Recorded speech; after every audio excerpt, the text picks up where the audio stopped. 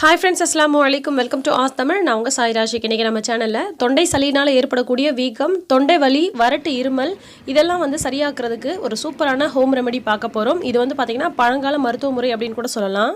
இது நான் பலமுறை ட்ரை பண்ணியிருக்கேன். ரொம்பவே சூப்பரான ரிசல்ட் வந்து உங்களுக்கு உடனே கொடுக்கும். இந்த இடம் பார்த்தீங்கன்னா என் பையனுக்கு வீங்கின மாதிரி இருக்குது. அவன் நான் தூங்கும்போது தான் ஷூட் பண்ணிகிட்டு இருக்கேன். இல்லைனா வந்து இந்த இடத்துல தொட்டாலே பார்த்தீங்கன்னா அவனுக்கு வலிக்கும், காமிக்கவும் மாட்டான். அதிகப்படியான சளி, தொண்டையில் சளி இருக்கும்போது இந்த மாதிரி காதோரத்தில் நெறி கட்டிக்கிட்டு வலிக்கும். இந்த வீக்கம் பார்த்தீங்கன்னா நம்ம சொல்லக்கூடிய ரெமெடியில் ரொம்ப சூப்பராக உடனே வந்து க்யூர் ஆகும்.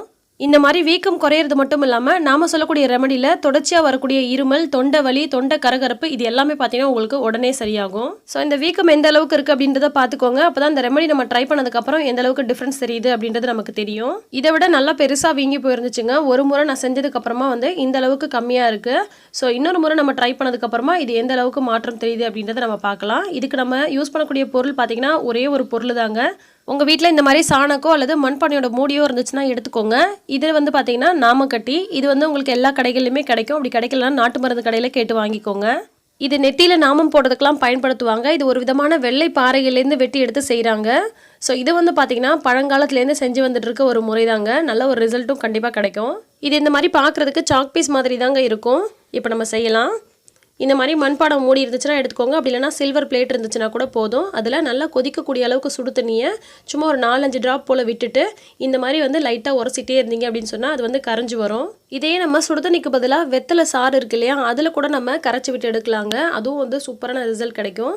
இப்போ இந்த மாதிரி கரைச்சி விட்டதுக்கப்புறமா இதை எடுத்து நம்ம எந்த இடத்துல வீக்கம் இருக்குதோ, எந்த இடத்துல தொண்டை வலி இருக்குதோ, எந்த இடத்துல கரகரப்பு இருக்குதோ அந்த இடத்துல அப்படியே டேரெக்டாக அப்ளை பண்ண வேண்டியதான். இதுவே வந்து ரொம்ப சின்ன குழந்தைங்களா இருக்காங்க, அவங்களுக்கு வந்து ரொம்ப சளி பிரச்சனை, ரொம்ப இருமல் பிரச்சனை இருக்குதுன்னு சொன்னால் இதை அப்படியே வந்து முதுகு பக்கம் வந்து தேய்ச்சி விடுங்க. அந்த மாதிரி செஞ்சோம்னா தொடர்ச்சியாக வரக்கூடிய இருமல் வந்து கொஞ்சம் சரியாகும். இந்த மாதிரி வீக்கத்தில் தடவுனீங்க அப்படின்னு சொன்னால் ஒரு நைட் வந்து நீங்கள் தடவுறீங்க அப்படின்னா மறுநாள் காலையில் எந்திரிக்கும் போதே உங்களுக்கு அந்த வீக்கம் வந்து சூப்பராக வடிஞ்சிருங்க. கண்டிப்பாக இந்த நாமக்கட்டி வந்து எல்லார் வீட்லேயும் ஒன்று வாங்கி வச்சுக்கோங்க. அவசரத்துக்கு ரொம்பவே யூஸ்ஃபுல்லாக இருக்கும். இப்போ நான் வந்து உங்களுக்கு க்ளீன் பண்ணதுக்கப்புறமா மறுநாள் காலையில் காமிக்கிறேன் பாருங்கள். இந்த வீக்கம் எந்த அளவுக்கு இருந்துச்சு, இப்போ எந்த அளவுக்கு வந்து மாற்றம் தெரியுது பாருங்கள். இது ரொம்ப வீக்கமாக இருந்த இடம். ஆல்ரெடி நான் ஒரு முறை போட்டதுக்கப்புறம் வீக்கம் பாதியாக வடிஞ்சிடுச்சு. இன்னொரு முறை போட்டதுக்கப்புறமா பார்த்தீங்கன்னா சுத்தமாக வந்து அந்த வீக்கம் காணாமல் போயிடுச்சு. ஸோ வீக்கத்துக்கு மட்டும் இல்லாமல் தொண்டை வலி, தொண்டை கரகரப்பு, தொண்டை கட்டுக்கும் இது நல்லாவே கேட்குங்க. உங்களுடைய ரிலேட்டிவ்ஸ்க்கு யாருக்காவது இந்த பிரச்சனை இருக்குது, உங்களுக்கு இந்த பிரச்சனை இருக்குன்னா ட்ரை பண்ணுங்கள். மற்றவங்களுக்கும் ஷேர் பண்ணிவிடுங்க. இந்த வீடியோ பிடிச்சிருந்தா லைக் பண்ணி ஷேர் பண்ணுங்கள். தொடர்ந்து நம்ம சேனல் வீடியோவை பார்க்குறதுக்கு சப்ஸ்கிரைப் பண்ணுங்கள். நன்றி.